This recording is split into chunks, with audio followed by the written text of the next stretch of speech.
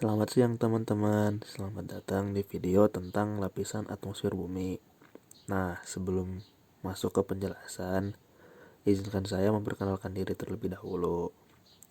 Nama saya Muhammad Renaldi Kamaludin dari Prodi Sains Informasi Geografi Universitas Pendidikan Indonesia angkatan 2021. Di sini saya akan menjelaskan tentang lapisan atmosfer bumi. Nah, mungkin teman-teman sudah pada sering mendengar kan ya tentang atmosfer bumi. Tapi atmosfer bumi itu apa sih sebenarnya itu? Apa manfaatnya? Apa aja ciri-cirinya? Nah, di sini saya akan menjelaskannya. Tapi terlebih dahulu akan dijelaskan apa arti atmosfer itu sendiri. Nah, oke, mari kita lanjut.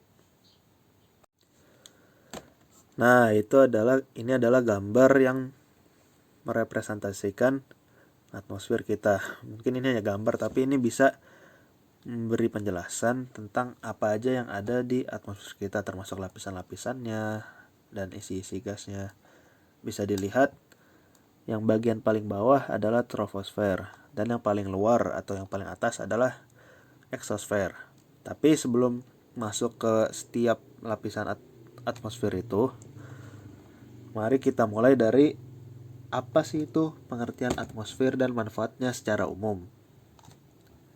Nah, kita akan lanjut ke slide berikutnya. Oke. Nah, di sini ada pengertian atmosfer. Atmosfer itu berasal dari bahasa Yunani, yakni atmos, yang berarti uap air atau gas, serta sphaera, yang berartikan selimut. Jadi atmosfer tersebut dapat diartikan sebagai lapisan gas yang menyelimuti suatu planet, termasuk juga bumi. Dari permukaan planet itu sampai jauh di luar angkasa dengan ketebalan kurang lebih 1000 km. Nah, selanjutnya ada fungsi atmosfer secara umum. Ya, ini fungsinya secara umum saja. Baru secara umum, belum yang spesifik di lapisannya, itu akan nanti jelaskan. Fungsi atmosfer secara umum yaitu pelindung bumi yang pertama, agar suhu bumi tetap stabil dan menjaga agar cuaca dan kelembapan udara di bumi tetap stabil. Kedua, penyeimbang keadaan di dalam dan di luar bumi. Ketiga, mengurangi rasa panas dari sinar matahari. Keempat, melindungi bumi dari serangan meteor atau benda-benda luar angkasa. 5. Menjaga agar gravitasi bumi tetap stabil. Nah, setelah kita mengerti apa itu atmosfer dan fungsinya, mari kita langsung ke bagian yang lebih spesifiknya, itu lapisan-lapisannya. Lapisan-lapisannya kan tadi ada 5. Nah, kita mulai dari lapisan yang paling bawah, yaitu troposfer. Oke, kita pindah dulu ke slide selanjutnya. Oke, ini adalah lapisan troposfer. Troposfer itu tadi berada di lapisan yang paling bawah, ya. Nah, troposfer itu adalah di mana tempat kita hidup sekarang. Nah, karena lapisannya itu memungkinkan manusia untuk hidup karena seperti fenomena seperti cuaca, iklim di situ berubah-ubah. Lapisan troposfer terletak pada ketinggian 0 sampai 12 km. Ya, untuk termasuk itu juga lapisan troposfer juga termasuk tempat di mana pesawat terbang itu terbang. Ketinggian maksimalnya merupakan itu. Nah, terus selanjutnya beberapa kegunaan lain lapisan troposfer adalah satu, berbagai fenomena alam ya seperti tadi cuaca, iklim, dan lain-lain. Kedua adalah lapisan pembatas. Nah, yang bernama tropopause. Lapisan tropopause ini berada di perbatasan antara lapisan troposfer dengan lapisan stratosfer. Jadi itu ada batasnya di antara kedua lapisan itu. Yang ketiga, keadaan suhu lapisan troposfer. Sebagaimana manfaat dari troposfer adalah menyeimbangkan suhu dan udara, namun pada lapisan troposfer tidak menyeimbangkan suhu atau temperatur. Maka dari itu kita saksikan bahwa adanya perbedaan suhu dan tempat yang berbeda di yang lain. Oke, setelah tadi troposfer dijelaskan, selanjutnya lapisan yang di atasnya, yaitu apa? Stratosfer. Oke, mari kita lanjutkan. Lapisan kedua yang dari bumi.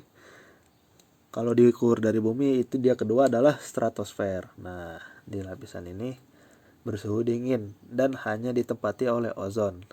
Lapisan stratosfer berfungsi sebagai pelindung dari gelombang radiasi ultraviolet yang berbahaya jika terkena kulit manusia.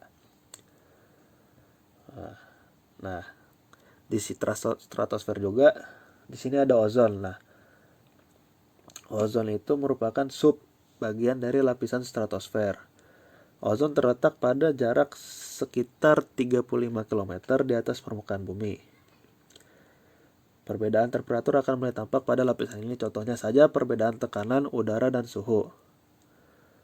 Lapisan ini seperti yang tadi dijelaskan mempunyai pengaruh yang sangat penting karena lapisan ini menyerap cahaya matahari agar tidak langsung mengenai kulit manusia, sehingga kita akan merasa aman. Nah, di lapisan ini juga ada yang namanya stratopause. Nah, mungkin namanya familiar ya, karena tadi tuh ada tropopause, sekarang ada stratopause. Ini tuh fungsinya sama, jadi lapisan pembatas antara stratosfer dan mesosfer. Di antara kedua itu, ya. Jadi seperti yang saya jelaskan, selanjutnya adalah lapisan mesosfer. Mari kita lanjut ke slide berikutnya. Oke, lapisan ketiga yang berada di atmosfer adalah mesosfer. Nah, mesosfer ini berada di ketinggian 50 km sampai dengan 75 km di atas permukaan bumi. Nah, suhu pada lapisan mesosfer bisa mencapai 0,4 Celcius setiap pada ketinggian 100 meter. Itu perubahannya. Nah, kenapa lapisan mesosfer ini penting? Karena ini, mesosfer itu tempat di mana benda luar angkasa itu terbakar habis. Karena perbedaan suhunya setiap 100 meter itu akan berpengaruh kepada benda luar angkasa tersebut. Nah, selanjutnya manfaat mesosfer sendiri seperti tadi, pelindung bumi dari benda luar angkasa. Ada juga termasuk perubahan cuaca dan suhu, serta memiliki pembatas. Nah, seperti halnya pembatas yang tadi yang di mesosfer ini bernama mesopause. Nah, ini tuh pembatas antara mesosfer dengan termosfer, ya. Di bagian ini tidak ada udara. Jadi fungsinya hanya untuk peralihan lapisan atmosfer saja. Nah, setelah itu diucapkan, selanjutnya ada bagian atmosfer yang keempat. Nah, sebentar lagi kita akan lanjut. Oke, sekarang bagian atmosfer yang keempat dari bumi, yaitu termosfer. Nah, di termosfer adalah lapisan di mana terjadinya ionisasi partikel-partikel, sehingga akan memberikan efek pada perambatan atau pemantulan gelombang radio, baik itu yang frekuensi rendah maupun tinggi. Nah, lapisan termosfer terletak pada ketinggian 80-100 setelah adanya lapisan mesosfer. Nah, di lapisan termosfer juga terjadi beberapa fenomena, yaitu munculnya aurora. Nah, lapisan termosfer juga disebut dengan ionosfer. Ini disebabkan adanya proses ionisasi pada partikel ataupun molekul. Adanya proses ionisasi sehingga mengakibatkan terjadinya berbagai reaksi penambahan dan pengurangan elektron yang nantinya akan menghasilkan cahaya berwarna yang indah. Cahaya di sini disebut dengan aurora. Kemudian ada perubahan suhu, yang jelas pasti akan semakin panas. Kemudian bermuatan listrik. Karena tadi terjadi proses ionisasi, maka di sini lapisan ini terdapat muatan listrik dan karena banyak bermuatan listrik sehingga terjadi tempat pemantulan gelombang radio. Oke. Namun di bagian ini juga terdapat subbagian atau subbagian lapisan. Lapisan pertama adalah lapisan Kennelly Heaviside atau dikenal dengan lapisan E yang berada pada ketinggian 100 sampai dengan 200 km dari permukaan bumi. Lapisan kedua yaitu lapisan Appleton atau biasa dengan lapisan F yang berada pada jarak 200 km sampai dengan 400 km dari permukaan bumi. C. Lapisan atom yang berada pada jarak 400 km sampai dengan 800 km. Mungkin namanya lapisan, tapi ini 3 lapisan ini masih termasuk bagian dari termosfer dan bukan lapisan atmosfer individu. Jadi mereka masih termasuk lapisan termosfer. Oke. Jadi setelah keempat lapisan itu sudah dijelaskan, selanjutnya kita mencapai lapisan yang terakhir. Nah, yang lapisan terakhir itu adalah eksosfer. Nah, eksosfer adalah lapisan terakhir yang meliputi bumi dengan jarak 800 km sampai dengan kira-kira 3260 km. Kekuatan atau gaya tarik bumi pada lapisan ini sudah rendah atau mungkin tidak terjadi karena sangat jauhnya dari permukaan bumi sehingga tidak ada atau mungkin hanya sedikit. Jadi saat di sana kita akan melayang gitu kalau ke sana. Nah, lapisan di sini sangat sedikit ditemukan gas. Di sini juga sangat gelap ya, kalau bisa dikatakan mah.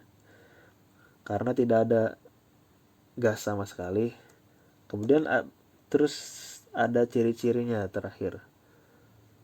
Ciri-cirinya berada di ketinggian antara 800 sampai 3260 km. Suhunya bisa mencapai 2200 derajat Celcius atau lebih dan lapisan keluar dari atmosfer. Di sini juga merupakan tempat geostasioner dan ruang antar planet karena ini bagian paling luar. Jadi bisa ditempatkan untuk satelit atau untuk observasi. Nah, setelah saya jelaskan semua, kita mencapai yang bagian terakhir yaitu penutupan. Nah, mungkin sekian saja dari saya. Mohon maaf apabila penjelasan saya berbelit atau videonya kurang bagus karena ini memang video pertama saya. Video pembelajaran pertama saya, jadi mohon maaf dimaklumkan apabila kurang bagus atau kurang jelas. Mungkin saran dan kritikan bisa diberikan buat video yang lebih bagus lagi. Ya, terima kasih. Assalamualaikum warahmatullahi wabarakatuh.